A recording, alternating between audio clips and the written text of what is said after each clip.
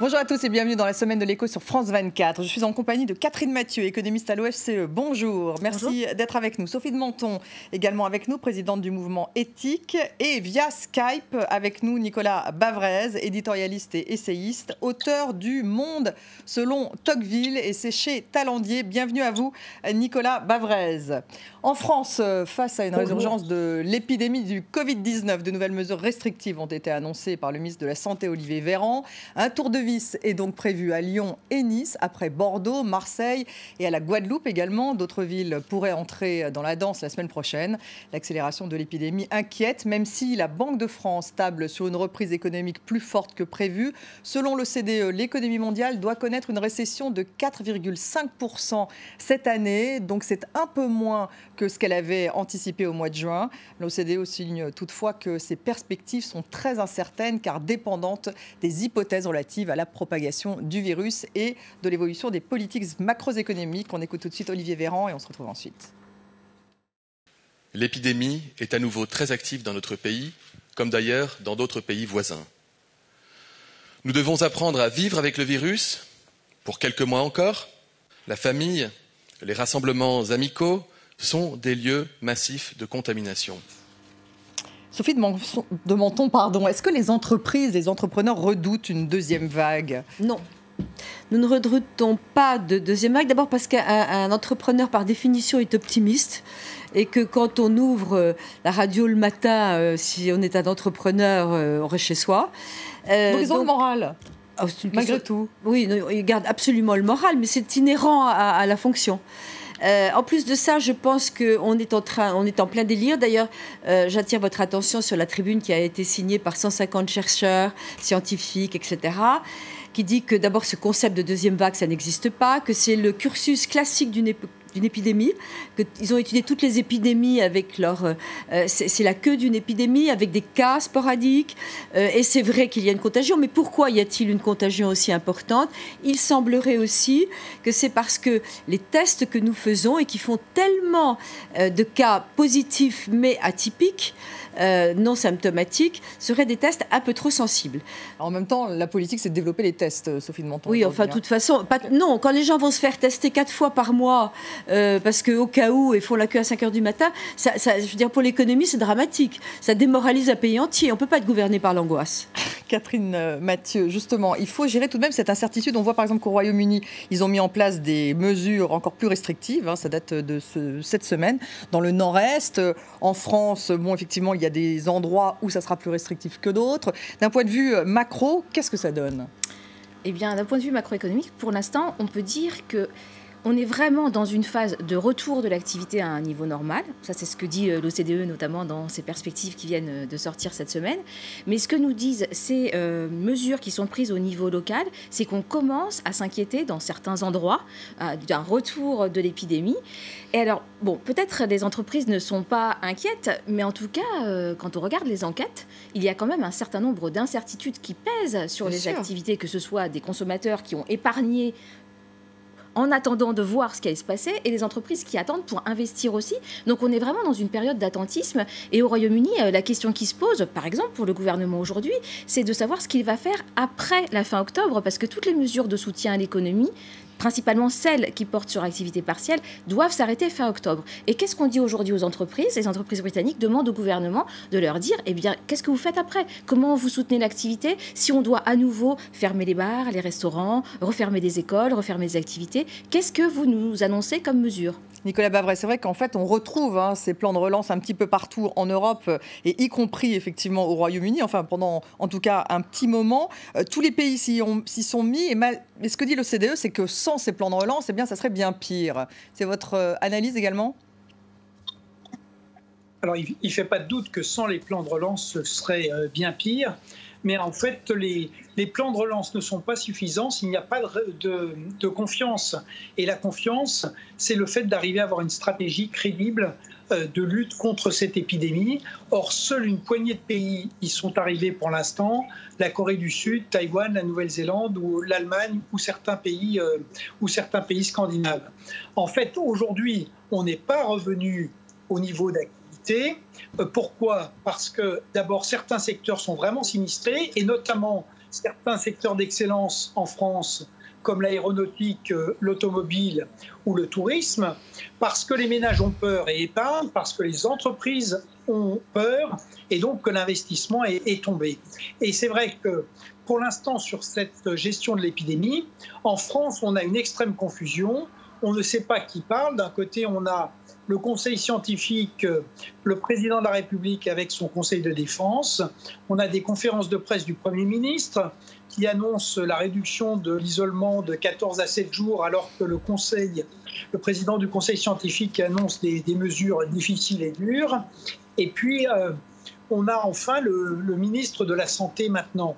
Donc, c'est une extrême confusion. Oui. Et ce que je constate malheureusement, c'est que la France échoue à mettre en place la seule stratégie qui marche tant qu'on n'a pas de vaccin, c'est-à-dire tester. On l'a rappelé pour l'instant, les tests s'effectuent dans la plus grande anarchie. Tracer l'application Stop Covid est un échec retentissant. Isoler, il n'y a pas d'isolement vrai en France. Et pour le soin, c'est vrai qu'on a progressé, mais dans certains endroits, on peut quand même avoir des craintes, notamment par exemple aujourd'hui en Guadeloupe, il y a 28 lits de réanimation équipés de ventilateurs et 20 sont déjà occupés. Donc ouais. Ce qui est frappant, c'est qu'on n'arrive pas en France à avoir un pilotage cohérent de cette épidémie. On n'y arrive pas parce qu'on s'est mis depuis le début sur une fausse piste, qui est la piste d'expliquer que c'est une guerre. Or, ça n'est pas une crise militaire, c'est une crise sanitaire, une crise civile, une crise économique, une crise de la confiance. Ah, donc il y a un problème de cohérence, hein, c'est ce que dit Nicolas Bavrez. Vous êtes d'accord, Sophie de Menton ? Oui, avec des injonctions contradictoires qui pourraient prêter à rire. Par exemple, le virus se jetterait sur les mobylettes et les motos, mais pas sur les bicyclettes. Parce que vous devez être masqué si vous avez un moteur, mais pas si vous êtes à vélo. Par contre, le virus est terrible. Il faut fermer les plages à 8h du soir. Le virus se jette sur la plage à 8h01. Donc vous trouvez aussi que c'est incohérent, enfin, que complètement dans ces mesures... incohérent. On est debout en porte-à-masque, on est assis dans un restaurant tous serrés les uns contre les autres, on n'a pas besoin. Mais est-ce que c'est pas le problème de trouver le curseur entre l'économie et la protection ? C'est exactement comme une économie. D'abord, il n'y a pas de pédagogie de ce virus et d'appel au bon sens. On devrait dire aux gens comment se comporter intelligemment avec bon sens. On ne le fait pas. Deuxièmement, je lance un appel ici à Elisabeth Borne. Je me suis battue, la ministre du Travail, je me suis déjà battue énormément pour que dans les entreprises, on ait le droit d'importer des masques qu'on donne à nos salariés. On a mis 4 mois. On n'avait pas le droit, on réquisitionnait ce qu'on pouvait acheter. Maintenant, c'est le cas. Alors, maintenant, c'est le cas. Aujourd'hui, ça fait 6 mois que je me bats pour qu'on puisse offrir, donc ce n'est pas l'État qui paie, à nos salariés des tests virologiques. Vous savez, le test virologique, vous vous piquez le doigt, vous savez si vous avez des défenses immunitaires.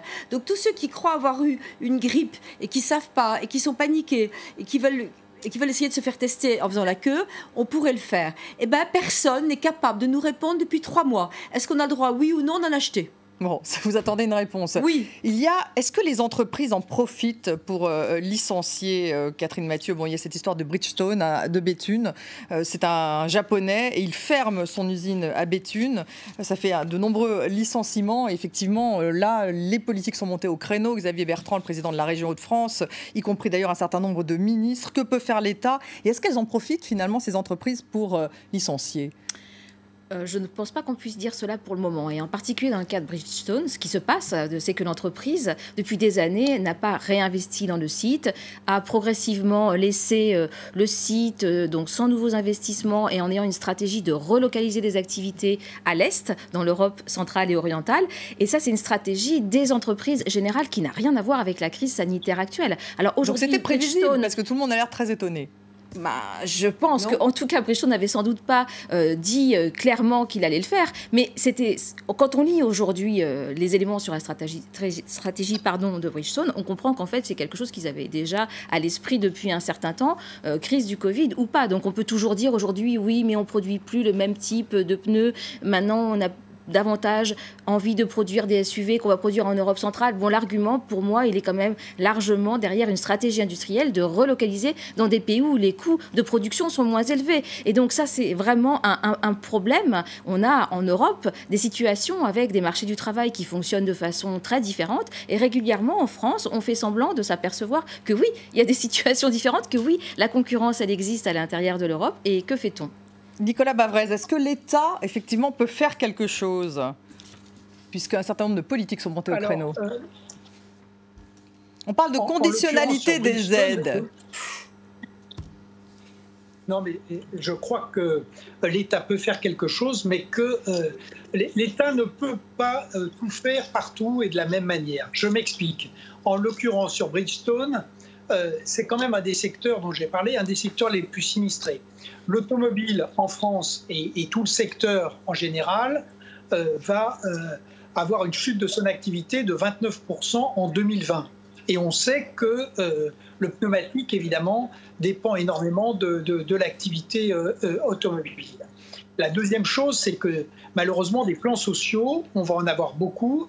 Ils ont été pour l'instant masqués par le chômage partiel, mais de plus en plus, avec l'allègement de ce dispositif, on va avoir évidemment du chômage partiel qui va se transformer en plan social. Alors, qu'est-ce que l'État peut faire? Je crois qu'il faut distinguer, il y a 3 cas de figure.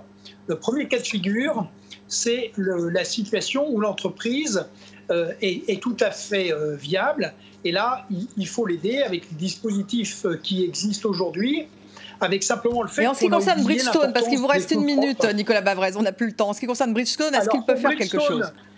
Non.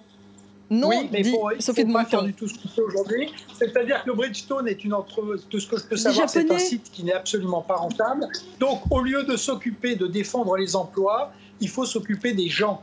Et il faut s'occuper des gens en aidant leur reconversion. C'est comme ça qu'on peut le mieux utiliser l'argent public et le mieux aussi aider les salariés à se reconvertir, parce que sinon, on va les enfermer pendant des mois dans les discussions autour du plan social. On va les empêcher de penser à l'avenir, on va les empêcher de se reconvertir, et dans 2 ans, ils seront au chômage à vie. On n'a plus le temps, Sophie de Monton, mais vous êtes d'accord avec Nicolas Bavrez? Moyennement, il faut quand même signaler que les syndicats ont refusé un plan de compétitivité aussi il y a quelques mois. C'est vrai, on se retrouve en tout cas dans la deuxième partie, juste après le journal. Merci à tous les 3.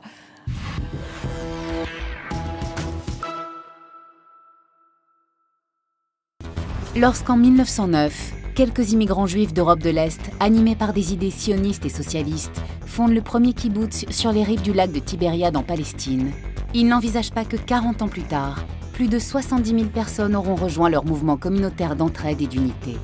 Devenus un élément central de l'installation des colons juifs et de l'État d'Israël, les kibboutz ont changé au fil des ans. Privatisation, conversion en centre de vacances ou en incubateur de start-up, aujourd'hui, que reste-t-il de l'idéal de départ? Billet retour, présenté par Vincent Roux, à voir sur France 24 et france24.com.